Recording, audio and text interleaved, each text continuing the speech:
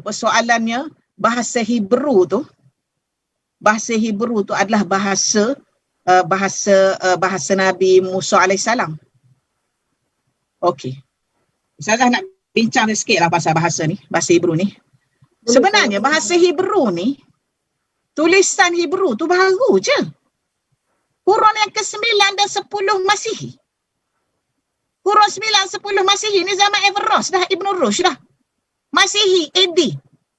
Yang ciptaan bongkahan tu dia ambil fikrah daripada bahasa tulisan orang. Tulisan Aramaik, tulisan Finiki, tulisan ini tulisan Kan'an . Dia ambil fikrah tu, kemudian bongkahan. Kalau tengok tulisan Finiki, tulisan Aramaik, dia dicampurkan tu jadi bongkahan. Jadi bongkahan, tulisan bongkah 4 segi dipanggil tulisan Hebrew lah ni. Tu baru cipta je. Dicipta oleh Eliezer Ezra.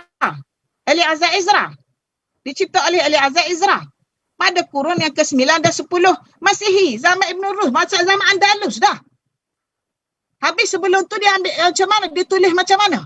Dia itu tulisan dicipta. Sebelum ni dia ambil tulisan orang. Tulisan orang dia tulis dan dia kata kan dia buat balik, dia tulis balik, dia edit balik.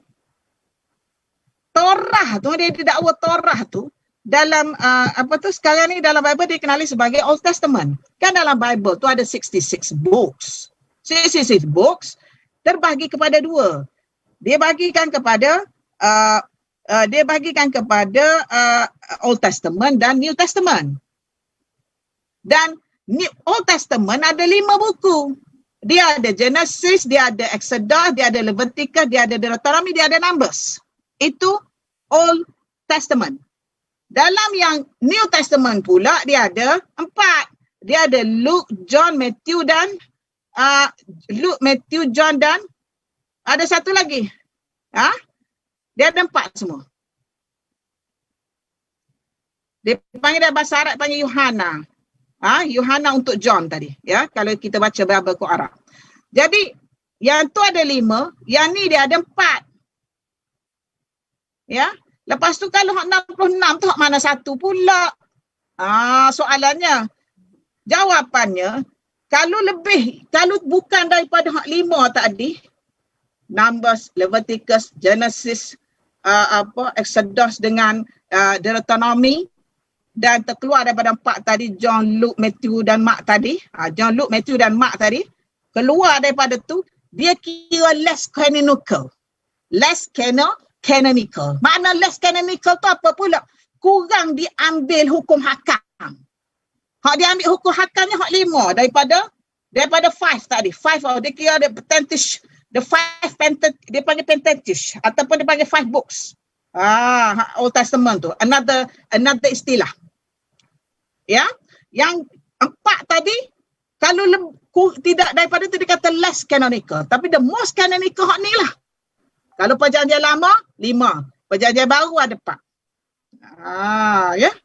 Jadi persoalannya sekarang, adakah benda hak perjanjian baru perjanjian lama ni betul-betul daripada Nabi Musa, lepas tu perjanjian baru ni daripada Nabi Isa? Ustazah nak bagi sikit info kat sini. Kalaulah dia kata Torah adalah perjanjian lama tu itulah Torah Nabi Musa alaihissalam, bagaimana boleh berlaku pula Torah Nabi Musa alaihissalam?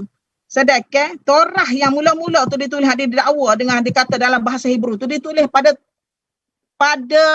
tahun 700 tahun sesudah kewafatan Nabi Musa alaihissalam. Dah 700 tahun dah Nabi Musa wafat. Barulah pendeta-pendeta ni fikir, kena tulislah Torah ni. Kita kata hak Musa lah. Kita kata hak Musa lah. Nabi Musa ni. Jadi pakat dah tulislah 700 tahun dah Nabi Musa mati. Tapi baru tulis. Dan dia kata dakwa itu, bahasa itulah bahasa Nabi Musa, bahasa Hebrew tu. Betul ke bahasa Musa, bahasa Hebrew? Kalau Ustazah ikut, kalau catatan Ustazah buat dalam genealogi tu, Musa 1000 BC. Musa 1000 BC. Kalau dia kata Hebrew itu based, i'timad ataupun based on Abir bin Shalih bin Arfakhshad bin Sam, cucu cicit Nabi Sam, jauh lagi lah. Abir tu sebelum zaman Nabi Ibrahim lagi. Nabi Ibrahim 1950, ada yang kata 2000 BC. Nabi Musa dalam lebih kurang 1000 BC. Jadi 1000 tahun sebelum zaman Nabi Ibrahim ni, yang Abir tu lebih kurang zaman Nabi Hud tau. Nabi Hud atau Nabi Saleh. Dalam 3000 BC lebih kurang katakan. Jadi takkanlah Nabi Musa bercakap dengan bahasa Hebrew kalau berbisa kepada Abir tu. Lepas tu satu lagi nak kata Nabi Musa tu bercakap Hebrew, tak tepatnya sebab Nabi Musa tak tinggal di Palestin. Kan dia tinggal di Mesir. Dia tinggal di Mesir, dia mesti ada unsur-unsur bercakap bahasa hieroglif dan bahasa Kifti. Bahasa orang Kanaan tadi. Dia ubah tahu sejarah. Jadi macam mana pula Nabi Musa boleh cakap bahasa Hebrew? Nabi Musa tidak pernah hidup di Palestin. Tidak pernah masuk Palestin. Dia sesat kan dekat Tis selama 14 tahun. Itu. Lepas tu yang dia pasal perubahan data tu kan. Yang Nabi Isa alaihissalam. Nabi Isa alaihissalam tidak pernah menulis lah. Tidak pernah menulis. Benda ni disebut dalam Injil Barnabas. Bila the disciples tanya tau. Disciples tanya Nabi Isa. The disciples dia panggil master. Kalau in English. Kalau kau Arab dia panggil Sayyid. Saya baca dua-dua. Kau English baca, kau Arab baca. Jadi dia kata apa? Dia kata, master dia kata, siapakah yang telah, dia tanya siapa yang telah membunuh, siapakah yang telah disembelih oleh Ibrahim alaihissalam? Siapakah yang telah antara disciples tu ada dia bercakap-cakap dan Nabi Isa ada masa tu. Kan Yahudi kan dia tukar, dia kata Ishak yang disembelih oleh Nabi Ibrahim alaihissalam. Dia kata Ishak. Jadi berlaku benda ni, cerita ni ada dalam Injil Barnabas. Dalam Injil Barnabas ni disebut apa? Bila disciples tanya siapakah yang membunuh Nabi yang disembelih oleh Nabi Ibrahim alaihissalam? Maka jawab Nabi Isa yang disembelih adalah Ismail. Nabi Isa sendiri yang disembelih adalah Ismail, Nabi Ismail alaihissalam. Kemudian seorang dari disipul itu tanya balik, tapi dalam kitab Yahudi dia menyebut Nabi Ishak yang disembelih.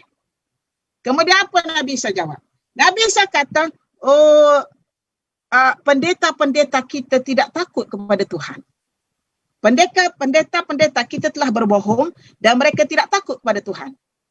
Kisah pasal sembelih, siapa yang disembelih oleh Nabi Ibrahim alaihissalam ni, kita ni orang Islam, kita percaya sebab Quran memang jelas sebut Ismail alaihissalam yang dia bunuh. Tetapi Yahudi ni, dia berdeki kepada Arab. Dia tak boleh dengar kelebihan Allah beri kepada orang Arab. Ya, jadi dia kata apa? Dia kata yang sembelih itu adalah, dia tukar cerita. Dia tukar, dia kata disembelih adalah Ishak. Sebab dia percaya, dia kata Ishak ini adalah Yahudi. Dia sendiri yang create cerita.